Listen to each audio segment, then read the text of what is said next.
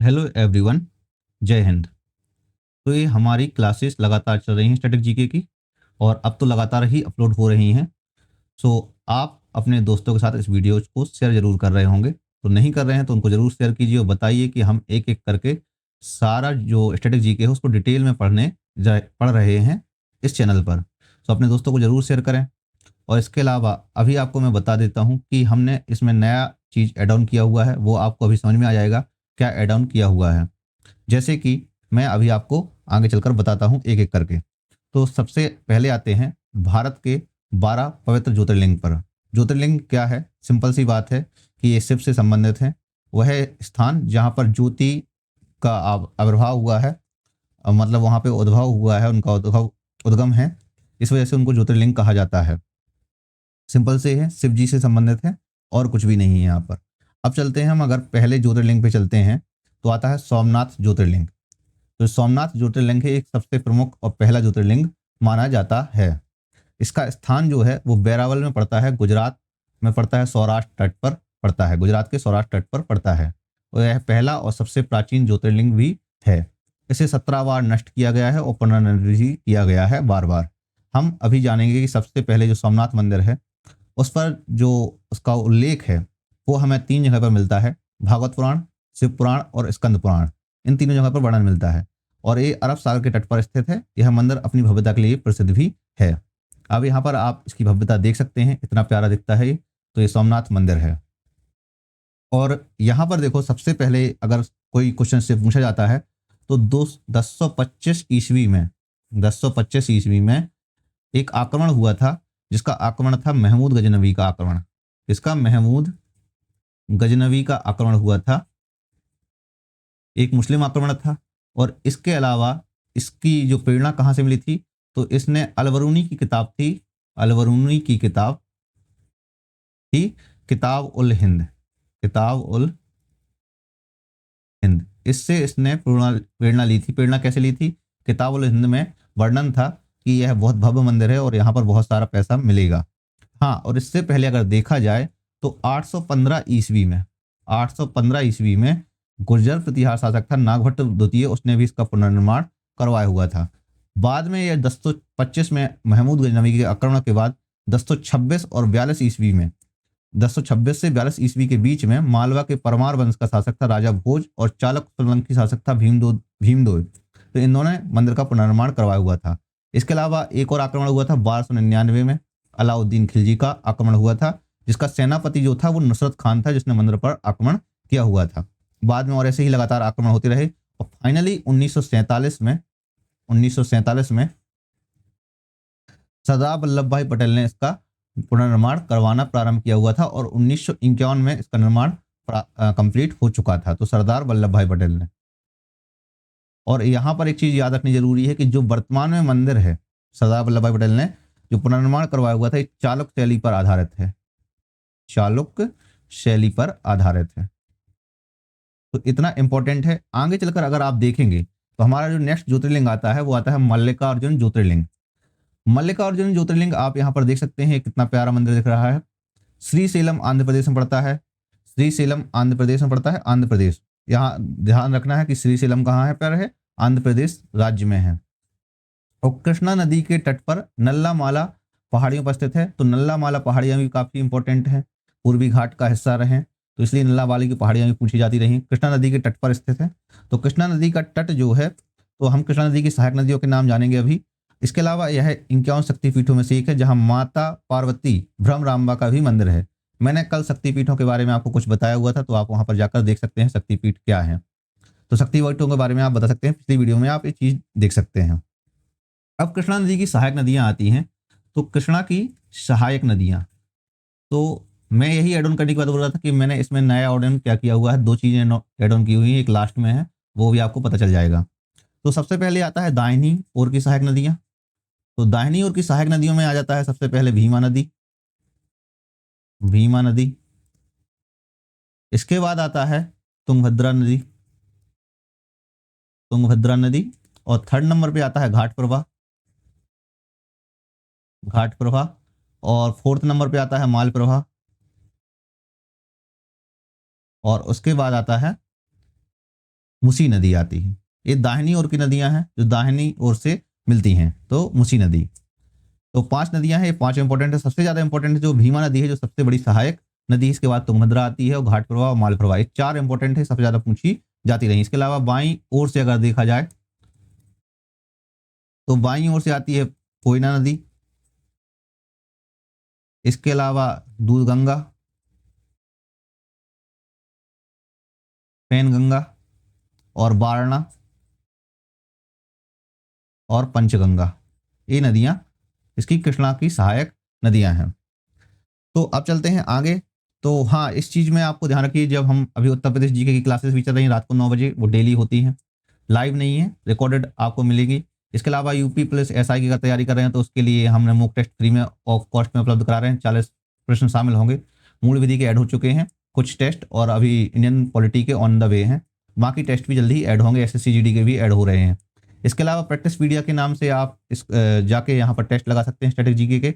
Paid course में static GK का course है, अवेलेबल है, तो वहाँ से आप टॉपिक वाइज और सब्जेक्ट टेस्ट बहुत सारी चीज़ें आपको मिलेंगी, वो सब कुछ आपको वहीं पे डिटेल में जानकारी मिल जाएगी। तो वहाँ से देख सकते हैं, मॉक टेस्ट सेक्शन में मॉक टेस्ट मिल जाएंगे सारे फ्री ऑफ कॉस्ट में। टेस्ट सीरीज में अभी कुछ भी नहीं है, कॉम्बो टेस्ट जल्दी ही ऐड होंगे। फ्री कोर्सेज में अभी कुछ भी ऐड नहीं है, सिलेबस में ऐड हो चुके हैं, प्रीवियस ईयर ऐड हो रहे हैं, और बाकी चीज़ें ई लाइब्रेरी में यूट्यूब PDF सब कुछ आपको धीरे धीरे मिलने लगेगा। तो आप ऐप डाउनलोड कर सकते हैं, प्ले स्टोर पर जाकर ऐप डाउनलोड कीजिए, प्राइम अकेडमी ऐप। चलते हैं महाकालेश्वर ज्योतिर्लिंग पर। तो महाकालेश्वर ज्योतिर्लिंग है क्या? बेसिकली ये उज्जैन मध्य प्रदेश में स्थित है, बहुत फेमस है, हमारे मध्य प्रदेश में तो काफी फेमस है। तो उज्जैन मध्य प्रदेश में स्थित है। यह एकमात्र दक्षिण की ओर मुख वाला ज्योतिर्लिंग है। यहाँ भस्म की आरती विश्व प्रसिद्ध है और क्षिप्रा नदी के तट पर स्थित है। यह मंदिर कुंभ के मेले का भी केंद्र लगता है, तो यहाँ पर कुंभ का मेला भी लगता है।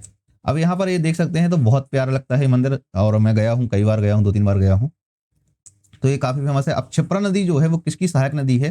तो क्षिप्रा जो सहायक नदी है वो चंबल की सहायक नदी है। किसकी? चंबल की सहायक नदी है। कौन सी? क्षिप्रा। अब क्षिप्रा तो जैसे चंबल की हो गई, तो चंबल की तो कोई सहायक नदी होगी। तो चंबल की कितनी कौन कौन सी सहायक नदियां हैं? तो हमें चंबल की सहायक नदियां देखने हैं जो काफी इंपॉर्टेंट रही हैं एग्जाम के दृष्टिकोण से भी। तो चंबल की सहायक नदियों में सबसे पहले आती है दाहिनी ओर से, जो दाहिनी ओर से मिलती हैं। तो दाहिनी ओर से कौन कौन सी मिलती है? सबसे पहले आती है बनास नदी, बनास नदी। उसके बाद आता है सीप नदी,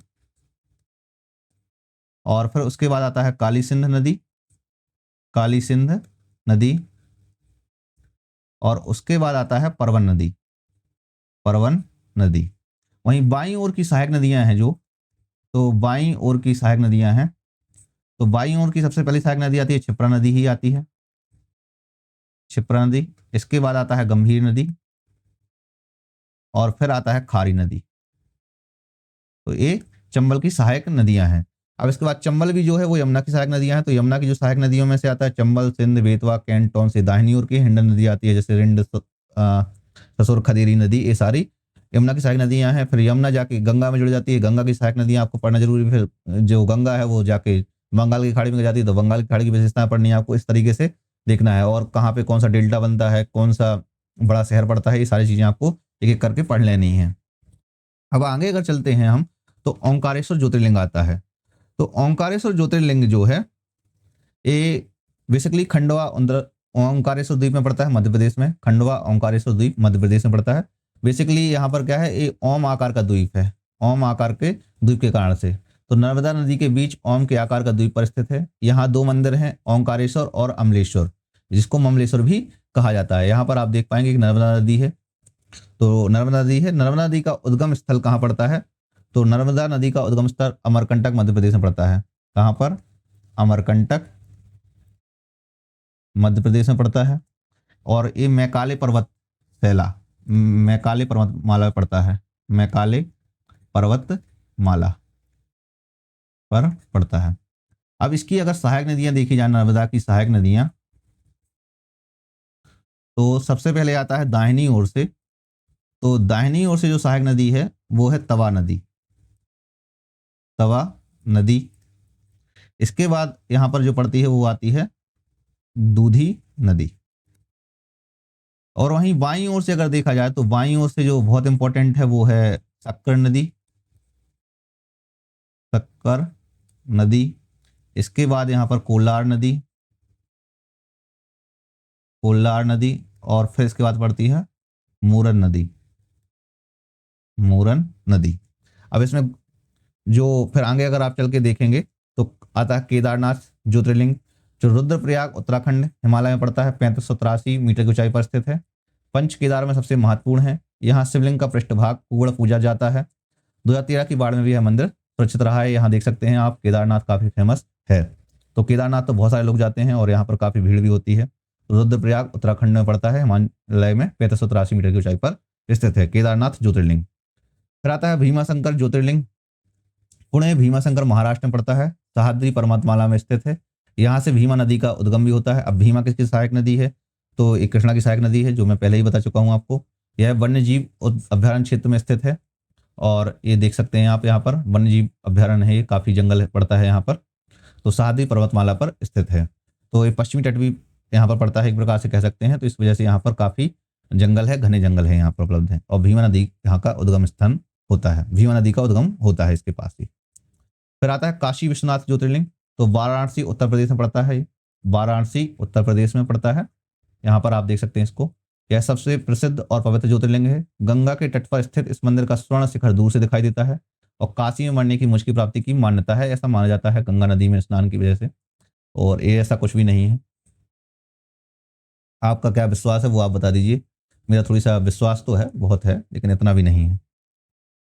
त्र्यंबकेश्वर ज्योतिर्लिंग, अच्छा मैं यहाँ पर एक आपको बता दूं कि मैं कर्मों में बिलीव करता हूँ, इस वजह से थोड़ी सा मेरी इस बात में नहीं है कि आप कहीं पे किसी मंदिर में जाके आप मंदिर की जगह पे जाएंगे और वहाँ पे मर जाएंगे तो वहाँ पे सारे आपके पाप धुल जाएंगे। जिंदगी भर पाप करो और वहाँ के जाके आप नहा लो, कहीं धुल गए पाप, ऐसा थोड़ी ना होता है। अच्छे कर्म करोगे तो बढ़िया सारी चीज़ें होंगी। फिर आता है त्र्यंबकेश्वर ज्योतिर्लिंग, नासिक महाराष्ट्र में पड़ता है, ब्रह्मगिरी पर्वत की तलहटी में स्थित है। यहाँ से गोदावरी नदी का उद्गम होता है और यह भी एक शक्तिपीठ है। गोदावरी नदी का उद्गम स्थान जो है वो त्र्यंबकेश्वर महाराष्ट्र से होता है। अब गोदावरी की अगर सहायक नदियां आप देखेंगे, गोदावरी की सहायक नदियां, तो गोदावरी की सहायक नदियां में अगर देखें आप, सबसे पहले आता है बाईं ओर। तो बाईं ओर की जो सहायक नदियां हैं उसमें आता है पेनगंगा, दूसरा वर्धा, तीसरा प्राणहिता सबसे बड़ी नदी है जो, और चौथा जो आता है इंद्रावती,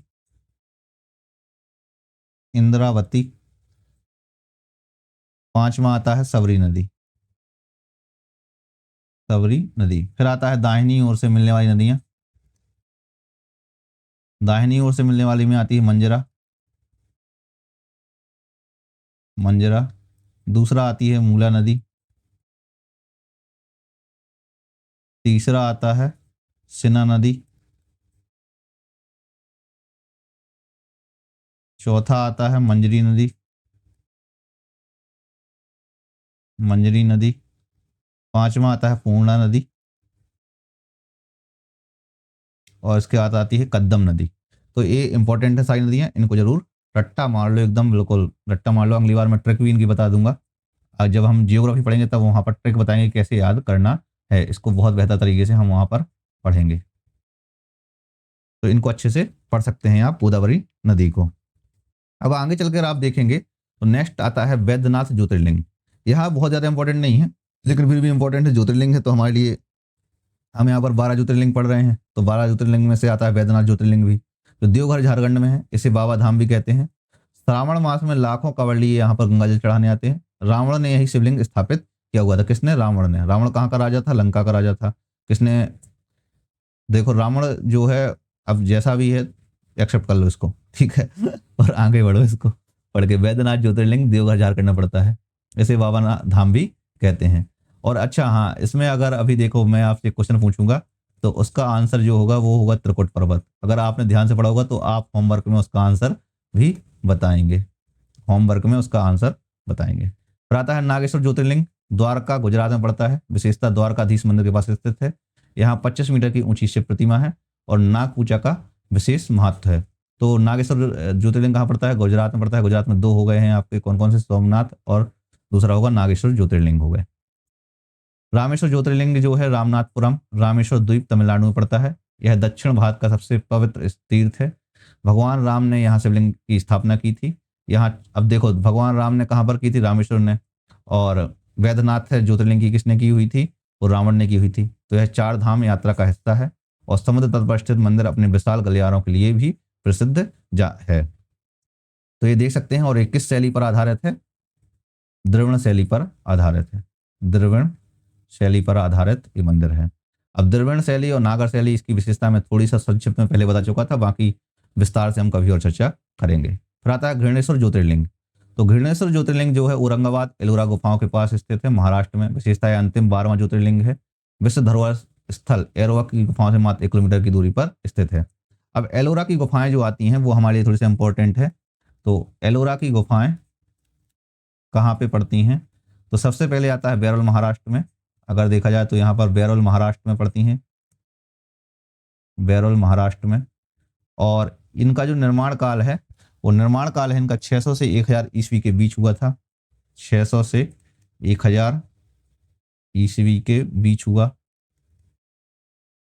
और वहीं इसमें कुल 34 गुफाएं स्थित हैं, कुल 34 गुफाएं स्थित हैं। और विश्व धरोहर यूनेस्को द्वारा 1983 में इनको शामिल किया गया था विश्व धरोहर स्थल में। और यहाँ तीनों धर्मों की, बौद्ध, हिंदू, जैन धर्म की मिलती है, बौद्ध, हिंदू और जैन धर्म। यहाँ पर एक चीज और फेमस है अगर देखा जाए तो, यहाँ पर कैलाश मंदिर, कैलाश मंदिर जो कि सबसे बड़ा एकाश मंदिर है, सबसे बड़ा एकाश मंदिर है, एकाश में मंदिर है। और यहाँ पर जो है राष्ट्रकूट शासक कृष्ण प्रथम ने बनाया हुआ था, राष्ट्रकूट शासक कृष्ण प्रथम ने बनवाया हुआ था, कृष्ण प्रथम ने बनवाया था, प्रथम ने बनवाया हुआ था। तो हमारे सारे 12 ज्योतिर्लिंग कंप्लीट हो गए हैं। अब आपके पास है ये होमवर्क। मैंने बताया हुआ था कि हमने 2 चीजें शामिल की हुई थी, तो होमवर्क भी इसमें शामिल किया हुआ था। बस होमवर्क का जवाब आप जो देंगे वो कमेंट सेक्शन में देंगे। जब कमेंट सेक्शन में आप देंगे तो हम इसमें आपका कमेंट जो है वो कोट करेंगे कि भाई किसने क्या सही जवाब दिए हुए हैं, वो भी हम आपको बताएंगे कि हाँ इस व्यक्ति ने सही जवाब दिए और ये हमारे साथ लगातार जुड़े हुए हैं। तो त्र्यंबकेश्वर ज्योतिर्लिंग किस नदी के उद्गम स्थल के पास है? कौन सा ज्योतिर्लिंग दक्षिण का काशी कहलाता है? और 12 ज्योतिर्लिंगों का उल्लेख किस ग्रंथ में मिलता है? और कौन सा ज्योतिर्लिंग त्रिकूट पर्वत पर स्थित है? और कौन सा ज्योतिर्लिंग कच्छ के पास समुद्र तट के निकट स्थित है? ये आपको बताने हैं 5 आंसर, कहां पर? कमेंट सेक्शन में बताना है। ठीक है, तो आप हमारे साथ जुड़े रहिए। और यहाँ पर अगर आपने प्राइम एकेडमी नहीं डाउनलोड किया है तो प्राइम एकेडमी आप डाउनलोड कर लीजिए। इन सारी चीज़ों फीचर्स का फायदा लीजिए जो भी आपको मिलेंगे फ्री ऑफ कॉस्ट में। अधिकतर चीज़ें फ्री ऑफ कॉस्ट में है, कुछ कोर्सेस है वो भी यूट्यूब में फ्री हैं, बट हाँ जो ऐप पर उपलब्ध है तो ऐप में अब कॉस्टिंग लगती है उन सबकी, तो उसमें वो सब कुछ कॉस्टिंग के साथ उपलब्ध हैं, तो आप वहाँ से वो परचेज कर सकते हैं। बाकी हमारे साथ जुड़े रहिए। धन्यवाद, मिलते हैं नेक्स्ट वीडियो में।